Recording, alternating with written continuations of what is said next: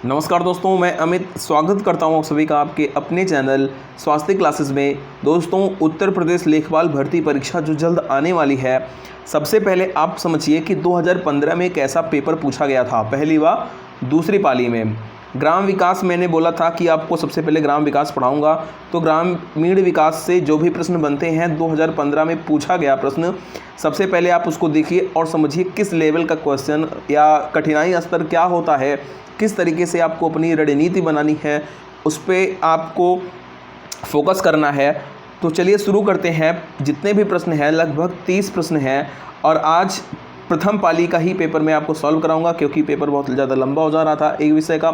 तो दोस्तों, दूसरी पाली कल आएगी।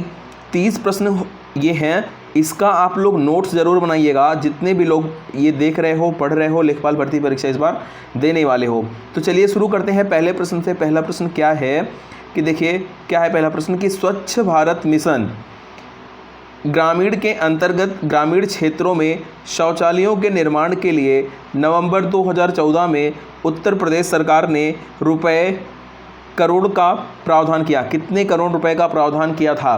तो इसका सही आंसर क्या हो जाएगा, इसको नोट कीजिएगा और देखिए लेवल क्या है। तो इसी तरीके से आपको पढ़ना रहेगा। तो कितना करोड़ रुपए का प्रावधान किया था? ऑप्शन सही है 685, यानी ऑप्शन नंबर बी सही है। यहाँ पे 685 करोड़ रुपए का सरकार ने प्रावधान किया था। चलिए दूसरा प्रश्न देखिए। भारत की जनगणना 2011 के अनुसार उत्तर प्रदेश का प्रति वर्ग किलोमीटर जनसंख्या घनत्व तो क्या है? 829, 920, 620 या 720? देख रहे हैं किस लेवल का प्रश्न पूछ रहा है ना।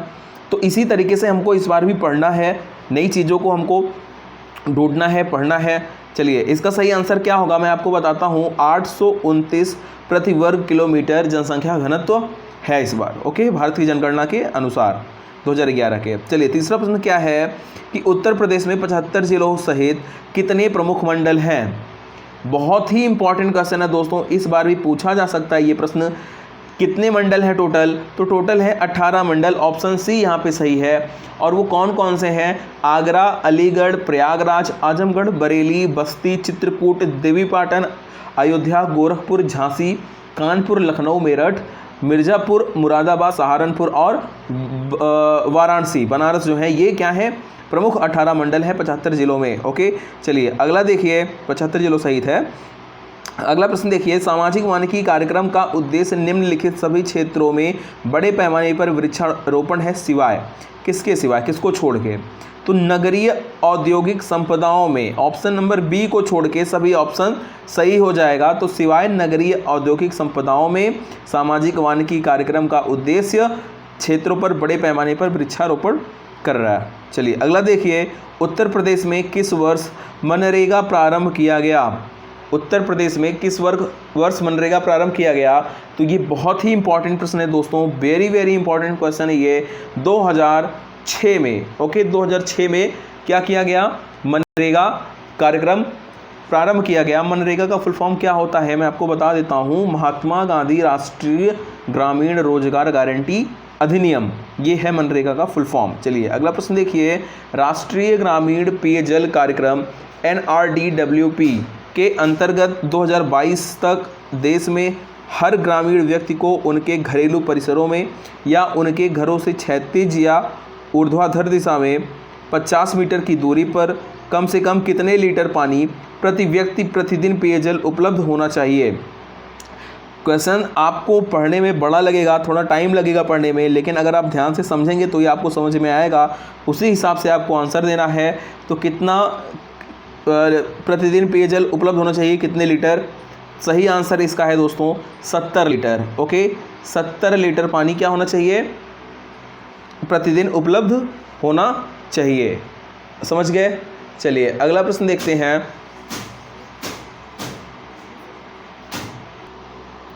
चलिए अगला प्रश्न क्या है देखते हैं। अगला प्रश्न कि क्षेत्रफल की दृष्टि से उत्तर प्रदेश का भारत के राज्यों में कौन सा स्थान है?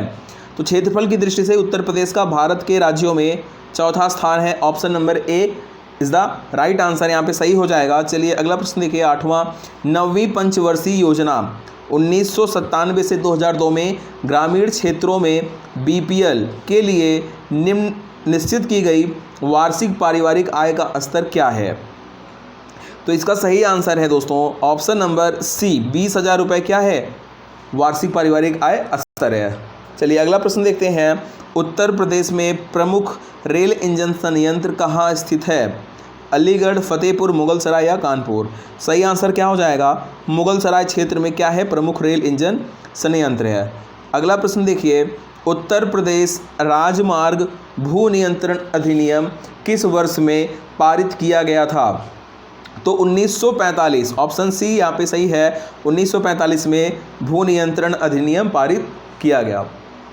अगला देखिए क्वेश्चन नंबर 11, अंबेडकर विशेष रोजगार योजना AVRY के अंतर्गत सामान्य श्रेणी लाभार्थियों के लिए उपलब्ध इकाई लागत प्रतिशतता एवं अधिकतम आर्थिक सहायता सब्सिडी धनराशि क्या है।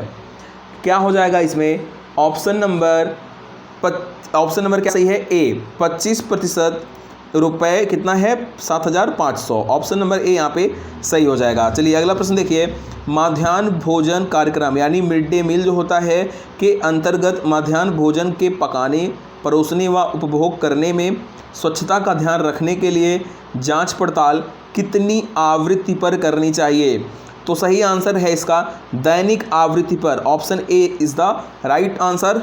चलिए अगला प्रश्न क्या है, एक ग्राम पंचायत में महिलाओं के लिए कितने प्रतिशत है यहाँ पे पद आरक्षित होने चाहिए। सही है इसमें ऑप्शन नंबर ए 33% सीट आरक्षित होनी चाहिए। अगला देखिए, उत्तर प्रदेश राज्य के वित्तीय स्वास्थ्य की देखरेख तथा सरकारी लेन देनों में पारदर्शिता लाने के लिए कौन सी वेबसाइट तैयार की गई है।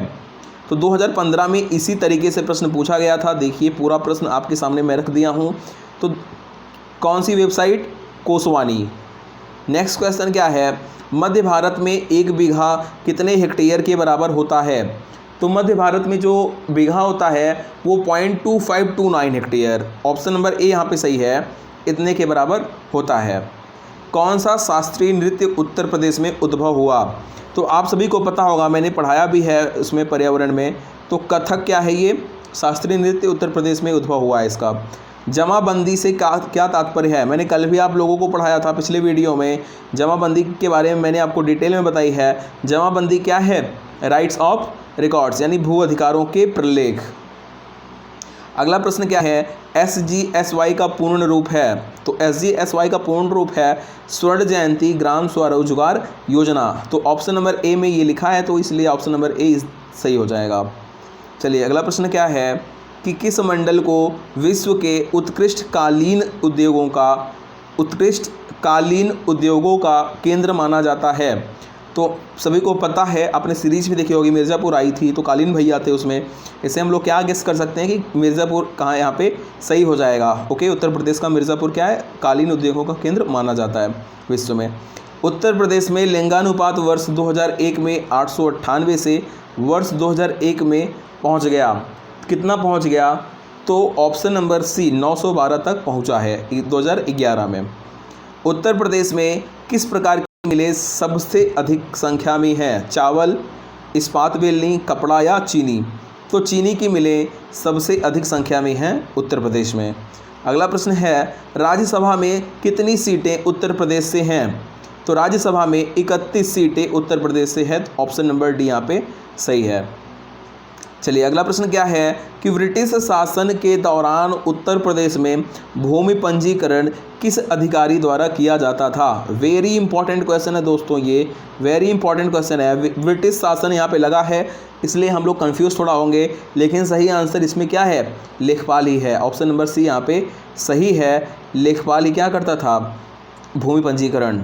चलिए अगला प्रश्न क्या है, निम्नलिखित में से कौन सा एक उत्तर प्रदेश के अधीनस्थ न्यायिक सेवा के रूप में कार्य करता है। चंदौली जिला न्यायालय, पीलीभीत जिला न्यायालय, बांदा या इटावा जिला न्यायालय। तो इटावा जिला न्यायालय क्या करता है, ये अधीनस्थ न्यायिक सेवा के रूप में कार्य करता है। अगला प्रश्न क्या है, BPL सूचियों से छूटे हुए BPL परिवारों को लाभ पहुंचाने के लिए कौन सी योजना प्रारंभ की गई। उस समय प्रारंभ की गई थी दोस्तों समाजवादी पेंशन स्कीम। यहाँ पे कंप्लीट होते हैं 25 प्रश्न जो कि उत्तर प्रदेश लेखपाल की परीक्षा में आपसे पहली मीटिंग में पूछा गया था 2015 में। तो आपने देखा कि किस तरीके से लेवल क्या है। मैंने आपको जल्दबाजी में इसलिए बताया क्योंकि आपको बस लेवल चेक करना है और इम्पॉर्टेंट चीज़ आप वीडियो को पॉज करके देख सकते हो।